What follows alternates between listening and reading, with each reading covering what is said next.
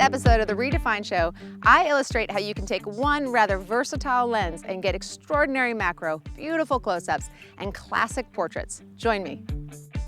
Adorama TV presents the reDefine Show with Tamara Lackey, bringing fresh ideas and equipment favorites. You can check out much more content with photographers by watching Adorama TV.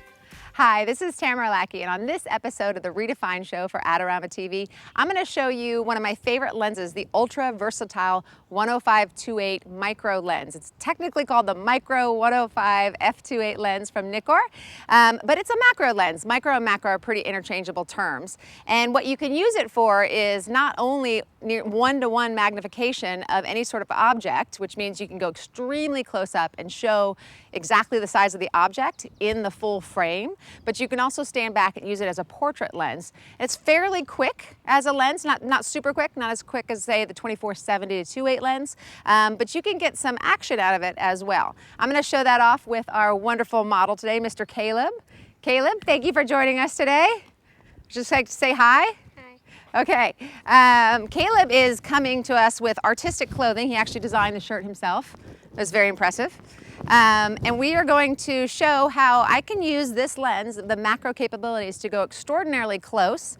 The difference between this lens and other macro lenses that I've used in the past is that you do have that one-to-one magnification where you can get very close in, and you can at any time use the autofocus. You can jump to a manual focus. So if you're getting very, very close and you're finding that the lens isn't exactly grabbing the focal points that you want, you can simply switch to the manual mode. A lot of times people have a question about the way the lens works. On the outside it has an MA or an M. The MA simply means it's the autofocus. That's all that means. So sometimes people even scratch out the M or will put a little duct tape over it or something just not to be confused. And the M is the manual mode. So I will switch to a manual mode if I'm getting extraordinarily close and finding that I'm not getting everything in focus that I want.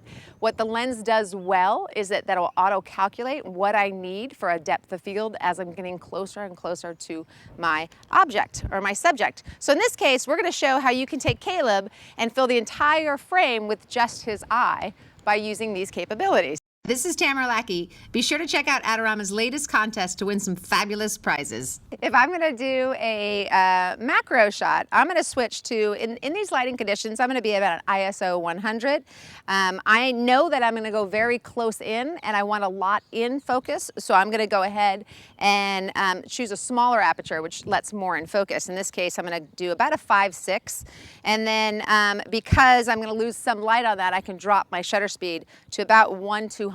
This is about the selection I'm going to choose right now. You stay right there. All I need is your eye.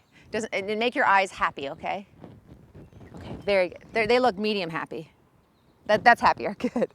All right. And so if I get this close, then I can make small little adjustments. Like as I'm getting in this close, I can tell that I need to drop my shutter speed. So I'm going to go down to 1/125th. All right, give me your eye. Bring it. Beautiful. Stay. Excellent. And then what I have is a full 1-to-1 of his eye in the frame. So that's the macro capabilities of a lens. I could do about 10 episodes on the macro capabilities of this lens because they're so sharp. But in this case, I want to show you again the versatility, why I grab this lens on nearly every shoot.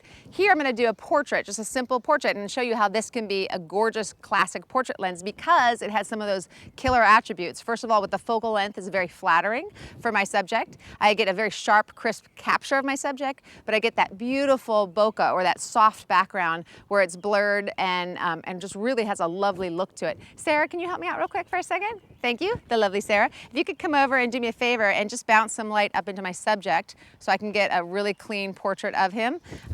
Let's try something where we're going to bring it a little bit, yeah, exactly, right like that. What I'm looking for with this fill is just to get some good bounce in his eyes. And Caleb, do me a favor, put your hand like in your pocket, maybe like this, just simple. Yep, exactly, just a shot like that.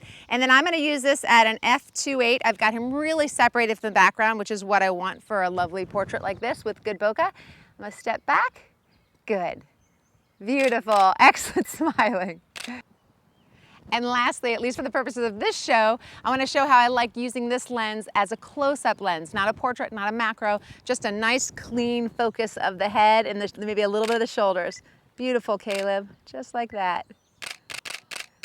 Thanks so much for joining me on this episode. Join me next time on reDefine Show for Adorama TV. Don't forget to subscribe to Adorama TV for all kinds of awesome content. And on a future episode, I'll try to show you the fast-moving subjects, how you can use this lens for speedy moving people. See you soon.